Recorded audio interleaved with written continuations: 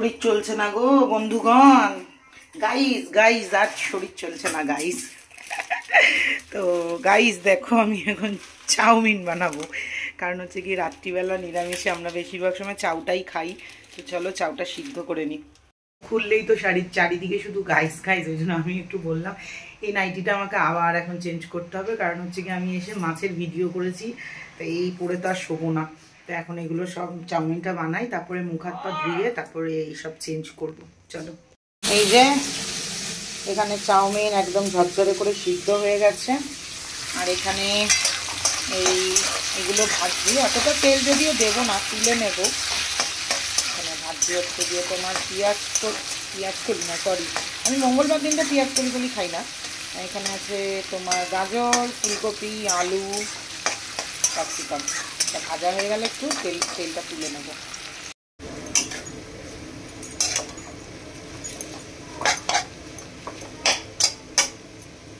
আচ্ছা, আমি হচ্ছে এখন হয়ে গেছি প্রো লেভেলের মাস্টার শেফ। গ্যাস জ্বলছে দেখতে পাচ্ছ, একদম জোরে করা। এবার দেখো আমি চাউমিন মিশাবো, কারণ আমি মানে ঠিকঠাক করে মেশাতে পারছি না। ও কি বড় লেভেলের আমি কুক হয়ে গেছি বলো তো। ও হো হো হো ও হো হো, কি করবো বলো, হেল্প করার কেউ নেই আমার। ভিডিওটা যেহেতু অনেক বড় হয়ে গেছিল, তাই আমি আগের দিনের ভিডিওটা মাছ দেখিয়ে শেষ করে আবার নতুন করে শুরু করেছি। তোমাদের সাথে দুটো কথা বলে নিই, সেটা হচ্ছে গিয়ে বেশ কয়েকদিন ধরে তোমরা আমাকে বলেছো দিদি তোমার স্কিনটা বেশ সুন্দর হয়েছে। আমি নিজেও বলেছি হ্যাঁ, এবং এটাও দেখালাম যে এইখানটাতে আমার হয়েছে। এটা কেন হয়েছে সেটাও আমি পরে তোমাদেরকে দেখাবো। তো যাই হোক, আমার মনে হয় ব্যাপারটা আমি একটু চিটিংবাজি করে ফেলবো, তাই জন্য আমার মনে হয় একটুখানি ক্লিয়ার করে দেওয়া উচিত। সেটা হচ্ছে গিয়ে আমার এই rice water, rice night cream, rice pack, এগুলো আমি ইউজ করছি, মানে এভরিডে বেসিসে আমি ইউজ করছি। এবার লাস্ট দিন আমি যখন তেল কিনতে যাই, মানে আমি লক্ষ্মীনারায়ণ স্টোর্স যেখান থেকে জিনিসপত্র কিনি, ওখানে যে তিনটে মেয়ে ভিডিও মানে কাজ করে, তারা তিনজনই আমার ভিডিও দেখে। তারা আমাকে বলেছিল দিদি তোমাকে দেখলাম তুমি কোরিয়ান স্টাইলে স্কিন কেয়ার করছো, তো তোমাকে আমরা দুটো জিনিস রেকমেন্ড করব। তো আমি ওই দুটো জিনিস মোটামুটি লাস্ট 7 দিন ধরে ইউজ করছি। তো এবারে ওটা ওর ফলাফল না এর ফলাফল আমি এটা জানি না, কিন্তু আমার কাজ হয়েছে অনেকটা, স্কিনটা অনেকটা ব্রাইট হয়েছে, অনেক সফট হয়েছে, দাগ অনেক কমছে। এবার আমি তোমাদের সেই প্রোডাক্টটা দেখাই, দাঁড়াও। আচ্ছা, এটা হচ্ছে গিয়ে পিলগ্রিমের 24K gold jail face wash. এটা আমি দেখতেই পাচ্ছ মোটামুটি অনেক দিনই ইউজ করে ফেলেছি, 7-8 দিন মতো ইউজ করেছি, একদম কম কোয়ান্টিটির থাকে। প্রাইস হচ্ছে গিয়ে 395 টাকা। আমি তোমাদেরকে বললাম তার কারণ হচ্ছে গিয়ে আমি এই ফেস ওয়াশটা আগে কখনো ইউজ করিনি। নর্মালি আমি সেটাফিলের একটা সেন্সিটিভ অয়েলি স্কিনের ফেস ওয়াশ ইউজ করি, তোমাদের দেখিয়েছি, আর নিম ফেস ওয়াশ ইউজ করি, আর ওদিকে ওই গ্লো জোভিজের যেটা ইউজ করি। তো এই তিনটা আমি ইউজ করি, সেটা তোমাদের বলেছি যে আমি খুব দামি প্রোডাক্ট কিনতে চাই না, কারণ আমার ভয় লাগে। তো এই ফেস ওয়াশটা সত্যিই খুব ভালো। আমি এটা দিয়ে মুখটা ওয়াশ করে তারপরে এই রাইস ওয়াটারটা লাগিয়েছি। কথা বলবি না। তো এই জন্য তোমাদেরকে একটু জানিয়ে দিলাম যে তোমাদের যদি মনে হয় তোমরা এটা ইউজ করতে পারো। এটা হচ্ছে white lotus and lactic acid. তো চলো, এটা বলে দিলাম তোমাদের। তো এই হচ্ছে গিয়ে আমার চাউমিন রেডি হয়ে গেছে। এটা নীলাদ্রির, এটা মোহরের। দিয়ে দেবো ওদের দুজনকে এখন। সকালবেলা কাজকর্ম শুরু করলাম। এই যে গোটা শীতকাল আমার ঠান্ডা লেগে থাকে, তাই একটু কাশি কাশি ভাব হয়েছে। মোহরের টিফিন করছিলাম। বাবারে, মোহরের পরীক্ষাটা ফাইনালি একটুখানি শেষের দিকে। বুধবার দিন তো মোহরের একই সাথে 3টে পরীক্ষা ছিল। এখন আবার ওকে একটুখানি বেশি করে টিফিন দিতে হয়, কারণ বন্ধুদের সাথে আবার একটুখানি তিনি টিফিন শেয়ার করেন। তো যাই হোক, তারপরে আমার আর নীলাদ্রি দুজনের জন্য একটুখানি চা বসিয়ে নিলাম। আমাকে জিজ্ঞাসা করেছো একজন যে আমি সারাদিনে কবার চা খাই। আমি দিনের বেলাটাই একটু বেশি চা খাই, কারণ আমি দিনের বেলাটা কাজ করতে করতে চা খেলে এনার্জি পাই, 4বার চা খাই সারাদিনে। তো চাউমিন কালকে একটু বেশি করেই করেছিলাম, আমি তো রাত্রে কিছু খাইনি, সেই চাউমিনটা রয়ে গিয়েছিল, এটাই গরম করে দিচ্ছি নীলার দিকে, বললো আলাদা করে কিছু দিতে হবে না, এই চাউমিনটাইও টিফিনে নিয়ে চলে যাবে। তারপরে এখানে মাছ টাছগুলো বার করে রাখলাম। সত্যি কথা কি ভালো মাছ পেয়েছিলাম গো, আর কাঁকড়াটা তো এত ভালো ছিল, রান্না করে মাছ তো খাওয়া হয়ে গেছে, তো এই কাঁকড়াটাই রান্না করবে এই প্রথমবার আজকে, আমি না প্রথমবার না, আজকে দ্বিতীয়বার রান্না করব। তো এখানে জল নিয়ে নিয়েছি, আগে আমি কাঁকড়াটাকে একটুখানি সেদ্ধ করে নেব, মানে সেদ্ধ করে বলতে গরম জলে একটুখানি চুবিয়ে রেখে দেবো।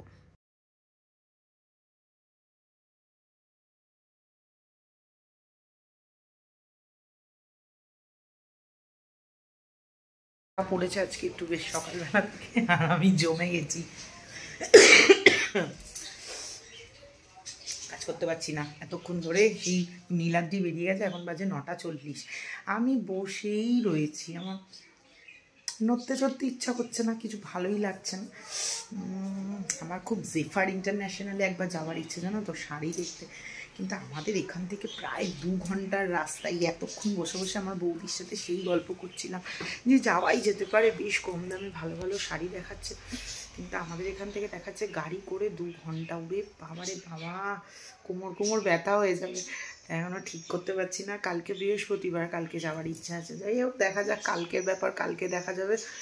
চলো রান্না করি। আজকে আমি একটা বিরিয়ানি নিয়ে এসে ভিডিও করব, আর মায়ের কাঁকড়ার ঝাল করব, আর একটু মূলো শাক, শিম চচ্চড়ি, দেখি কি কি রান্না করি। বেশ এখন ফ্রিজ ভর্তি মাছ, ফ্রিজ ভর্তি সবজি, আমার যে কি ভালো লাগছে এখন, এটা করব ওটা করব সেটা করব ভাবতে পারছি।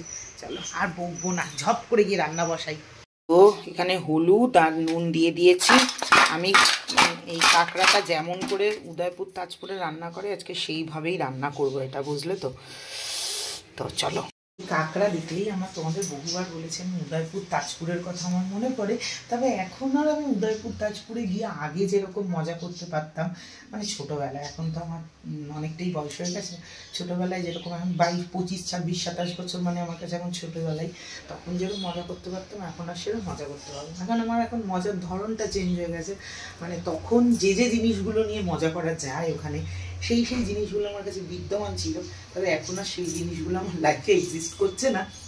তাই এখন যদি আমি দীঘা, তাজপুর, উদয়পুরে যাই, তাহলে আমি ব্যাপারটাকে কি করে ফেস করবো, এটাও আমার কাছে একটা চ্যালেঞ্জের বিষয়, জানো তো।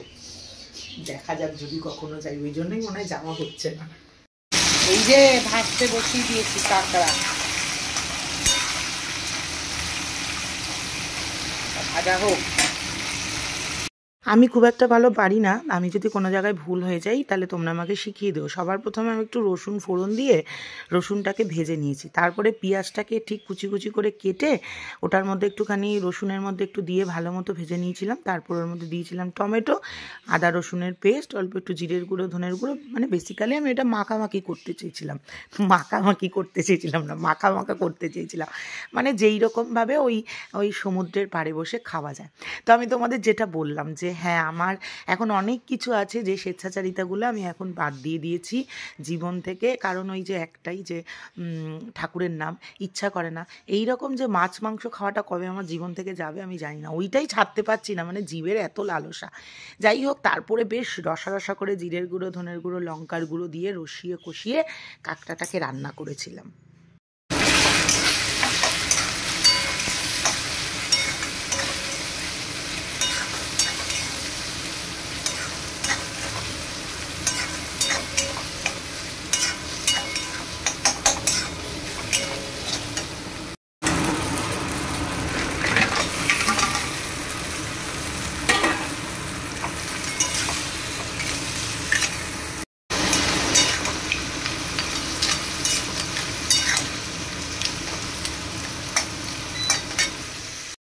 চলো কাঁকড়াটা হতে হতে এখানে লোটে মাছটা করে ফেলি।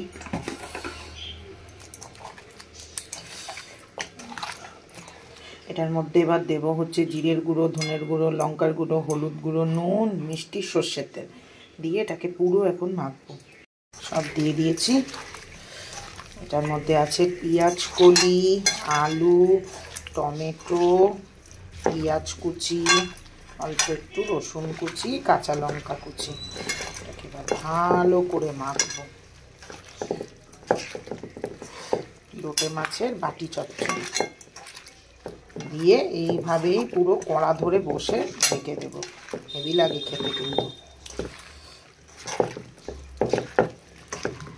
আমাদের কাঁচা টমেটোও দেওয়া যায়, আরও ভালো লাগে। চলো তারা একটু মেখে নিই। বসিয়ে দিয়েছি মেখে মুখে, জাস্ট অল্প একটু জল দিয়েছি কারণ এটার থেকে আবার জল ছাড়বে।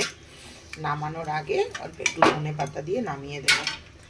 আর কাঁকড়াটার হচ্ছে এই অবস্থা, আর একটু মাখা মাখা হোক, তারপর ধনেপাতা দিয়ে নামাবো। দেখুন কে ধরা পড়েছে। কি করতে ঢুকেছিলে? চপ খেতে। লোভে পাপ, পাপে মৃত্যু। দেখেছ চপের নেশা, দেখো এখন কেমন লাগে।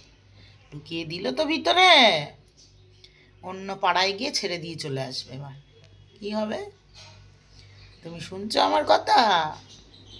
ভাগ্যিস তুমি ইঁদুর, টেস্ট আমরা বুঝিনি, নাহলে তোমারও কেটে কুটে খেয়ে ফেলতাম। আমরা যা মানুষ, এ যেমন কুত্তা খাই না, যেন টেস্ট জানি না, বুঝলে মুশিক মহারাজ। এই যে আমার কাঁকড়া আর একটু ঠান্ডা না হবে, এবার গ্যাসটা বাড়িয়ে দিলাম, একটু মাখা মাখা হবে, ঝোলটা কাটবে। এটা কি হয়েছে দেখি, এটা তো জল দিয়ে কিন্তু কতটা জল ছেড়ে গেছে, দেখেছো? এটা হতে থাক, গোটা গোটা লোটে দিয়ে করছি আজকে।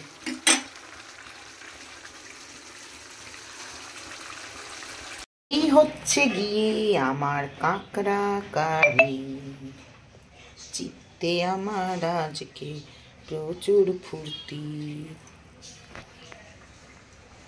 বুঝেছো? হয়ে গেছে আমার রান্না, কিন্তু আমার এখন মনে হচ্ছে আমি এটার মধ্যে নুন দিয়েছি কিনা, একটু চেক করতে হবে, বুঝলে তো?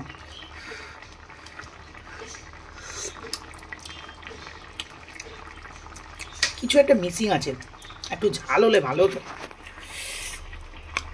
মায়ের নতুন ক্রিয়েশন, এই যে এইটা বানিয়ে দিয়েছে আমাকে। এটা জুতো, আমি জানি না এটা মা কেন বানিয়ে দিয়েছে, যাতে গরম লাগে, পায়ে ঠান্ডা না লাগে।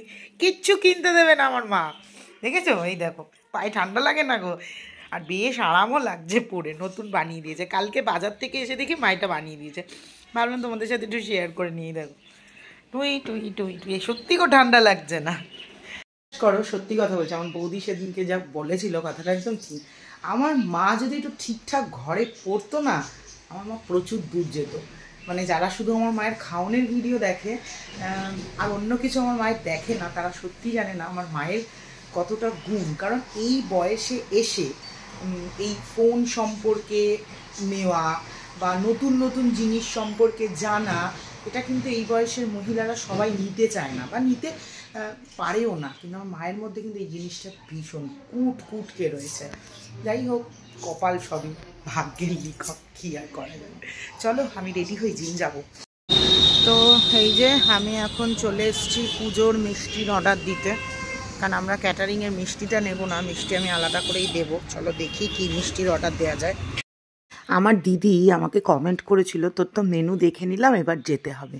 আমি কমেন্টটা দেখে আমি নিজে আবার নিজের মেনুটা দেখতে গিয়ে হঠাৎ করে মনে পড়লেই, মিষ্টির তো আমি অর্ডার দিতে যাইনি এখনও, কারণ আমরা মিষ্টিটা নিই না। ওরা একটা গদে বাঁধা মিষ্টি দেয়, তবে আমাদের মিষ্টিটার একটা স্পেশালিটি আছে, আমাদের রান্নারও একটা স্পেশালিটি আছে। 4 বছর ধরে আমরা যা খাইয়েছি লোকে প্রচুর নাম করেছে, আর এটা নিয়েই আমাদের এই বছরের ভয়।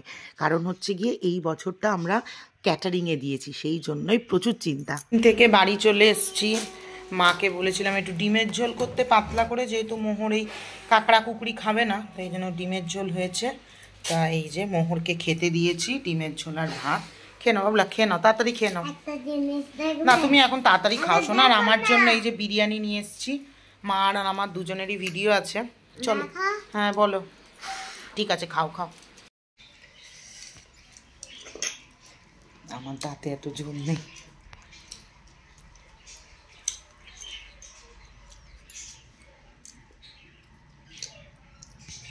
আর মায়ের বেচারার দাঁতের জোর কমে গেছে, পারলো না আজকে আর কাঁকড়ার ইয়ে করতে পারলো না, গুঁড়ো গুঁড়ো করতে পারেনি। বয়স হচ্ছে না। হ্যাঁ বাবা, আমার ভয় লাগছে, মা যেভাবে কামড়াচ্ছে। আগে থেকে বাধা দিয়ে দিয়েছে। না আমার ভয় লাগছে, আমার যদি দাঁত না, ও মা তোমার দাঁত মানে তুমি ভেঙে গেলে লোকে তখন আমায় কি বলবে? চিন্তা করো, বলে দাঁত তো আমার আছে, যদি ভেঙে যায় তখন কি বলবে মানুষে? মানে কাঁকড়া খাওয়ার জন্য নাকি দাঁত বাঁধিয়ে নেবে, তারপর লোকে বলবে কি ওই তো কাঁকড়া খেতে গিয়ে দাঁত ভেঙে গেছে। এমনি অরূপ চক্রবর্তী বলে একজন কমেন্ট করে যাচ্ছে, হ্যাঁ বিধবা মহিলা তুমি এত মাছ মাংস খাচ্ছ। এই হচ্ছে কি ব্যাপার। আমার ভয় লাগে না বলো দাঁতটা ভেঙে গেলে? না চলো এবার আমার ভিডিও আছে, খেতে বসি। আজকে হচ্ছে বৃহস্পতিবার, বুধবার রাত্রিবেলা। আমার জানো বুধবার সেরকম কোনো কাজ থাকে না, যেহেতু পরের দিন ইরাজির অফিস থাকে না, টিফিন ফিফিনের চাপ থাকে না। তো যাই হোক, আজকে সারাদিনের ভিডিওটা একটু বক বক করেই আমি কাটি, বেশি বড় করে ফেললাম। লাস্টে আমি জাস্ট একটা মেসেজের রিপ্লাই দিতে চাই, সেটা হচ্ছে গিয়ে দীপা, দাঁড়াও নামটা দেখে নিই একটু, খুঁজে পাচ্ছি না, দীপা বেড়ানা দীপা দাস আমাকে কমেন্ট করেছে যে ওর বাড়িতে গোপুসোনা আছে, ও আর ওর ছেলে নাম জপ করতে চায় কিন্তু জানে না কিভাবে করবে। সবার প্রথমে একটা ডিসক্লেমার দিয়ে দিই, সেটা হচ্ছে গিয়ে গোপাল সেবাদাহ ঠাকুরের নাম জপ করতে চাও, খুব ভালো কথা। আমি এত কিছু জানি না, বাট আমার ভিডিও দেখে যখন জিজ্ঞাসা করেছো সেই কারণে বললাম। প্রথমে 500 বার দিয়ে শুরু করবে রাধা নাম জপ করা, আর যদি মনে করো কৃষ্ণ মানে হরে কৃষ্ণ মহামন্ত্র জপ করবে, তাহলে প্রথমে এক মালা দিয়ে শুরু করবে, মানে 108 বার করে হরে কৃষ্ণ করতে থাকবে। যখনই ফাঁকা সময় পাবে ঠাকুরের নাম করবে, বাস, এর থেকে আর বেশি কিছু নেই। আমার তো দীক্ষা টিক্ষা নেওয়া নেই, আমি বাকিদের মতো অত সুন্দর করে বলতে পারবো না। তবে একটা ডিসক্লেমার দিই, সেটা বললাম হচ্ছে কি, নাম জপ করার আগে কিছু জিনিস একটুখানি মাথায় নিয়ে নিও। সেটা হচ্ছে তুমি যখনই জপ করতে থাকবে বা ঠাকুরের জিনিস করতে থাকবে, তখনই তোমার আরও অনেক বেশি জিনিস জানতে ইচ্ছা করবে, বেশি জিনিস করতে ইচ্ছা করবে। তাতে করে কিন্তু তোমার মানুষজনের সাথে সম্পর্ক খারাপ হতে শুরু করবে, তুমি অনেক রিয়ালিটি চেক পাবে। তোমার কিন্তু মানে খুব কাছের মানুষ যে নেগেটিভিটিগুলো এতদিন তোমার চোখে পড়তো না, আস্তে আস্তে তোমার সেই সমস্ত নেগেটিভিটিগুলো চোখে পড়বে, তুমি বুঝতে পারবে। মানে কিন্তু এটা মেনে নিয়ে চলো যে জীবনে তুমি একটা সময় পরে গিয়ে যখন তুমি খুব পরিমাণে নাম জপে ঢুকে যাবে, যদি তোমার মন চায়, তাহলে কিন্তু একটা সময় পরে গিয়ে তুমি ফিল করবে তুমি ছাড়া এই পৃথিবীতে তোমার কেউ নেই। তো তুমি যদি এই বাস্তব সত্যিটাকে আগামী দিনে মেনে নিতে চাও বা মেনে নিতে পারো, সেই বুঝেই কিন্তু এটা শুরু করো, কারণ এই প্রসেসটা কিন্তু খুব কষ্টদায়ক। তো আমি এটা ফেস করছি এখন, আমি এটা ফিল করছি এখন। মাঝে মাঝে এই জিনিসগুলো খুব কষ্ট দেয় যে আমার নিজের কাছের লোকেদেরকে আমি হয়তো ওই নেগেটিভিটিগুলো এতদিন চোখেই দেখিনি, বাট আস্তে আস্তে আমি এটা ফিল করি, দেখি। তো এই প্রসেসটা খুব কষ্টের। তো যদি এইটা ফেস করতে পারো, রিয়ালিটি চেকটা নিতে পারো, তাহলে শুরু করো। আদারওয়াইজ যেমন চলছে জীবন তেমন চালাও। তুমি একটা কট্টর মানুষে পরিণত হবে ভিতর থেকে, বাইরেটা খুব স্মুথ থাকবে, বাট ভিতরটা তোমার এত কঠোর হয়ে যাবে যে তোমাকে ভাঙা একটা সময় পরে খুব অসম্ভব হয়ে যাবে। তো এটা তুমি দেখে তারপর শুরু করো। চলো ভিডিওটা আজকে এখানে শেষ করছি, একটু বক বক করেই কাটালাম। কালকে একটা ইন্টারেস্টিং ভিডিও আসবে, তো আমি একটু আমার ভিডিওগুলো একটুখানি হটপট হয়ে যাচ্ছে। কালকের দিনটা অফ যাবে, বৃহস্পতিবার আছে। চলো টাটা।